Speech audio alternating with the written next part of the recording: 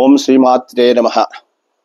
ప్రేక్షక మహాశైలకు శ్రోత మహాశైలకు శుభాభివందనములు. ఈ ఎపిసోడ్ నందు మనము కర్కాటక రాశి వాళ్లకు భాద్రపద మాసంలో అంటే సెప్టెంబర్ నెలలో ఎలాంటి ఫలితాలు కలుగుతాయి అనేటువంటి విషయాన్ని గురించి మనము తెలుసుకుందాము. ఈ కర్కాటక రాశి వారికి ఈ మాసంలో మంచి ఫలితాలే ఉంటూ ఉన్నాయి.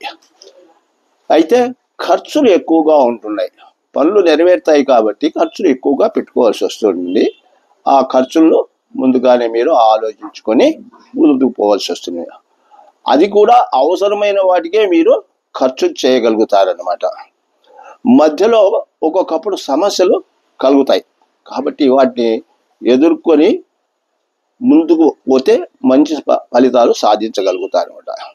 శరీరమునకు అలసట కలుగుతుంది. వీళ్ళకు కూడా ఆరోగ్య విషయంలో జాగ్రత్తగా ఉంటే పనులన్నీ కూడా వాళ్ళు నెరవేర్చుకునే అవకాశాలు ఉంటుంది.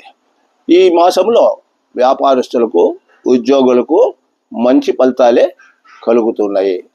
అయినప్పటికీ కూడా ఈ కర్కాటక రాశి వారికి వ్యయంలో గురువు ఉన్నాడు కాబట్టి ఆ యొక్క ఖర్చులు కొంచెం తగ్గించుకోవాలంటే గురువును ప్రార్థించడము లేదా అశ్వత్థం చెట్టుకు ప్రదక్షిణాలు చేయడము, గురు పూజ చేయించడము, ఇటువంటివి గురువుకు సంబంధించిన ఏదైనా మీరు చేసుకుంటే మంచి ఫలితాలు కలుగుతాయి. ఓం స్వస్తి.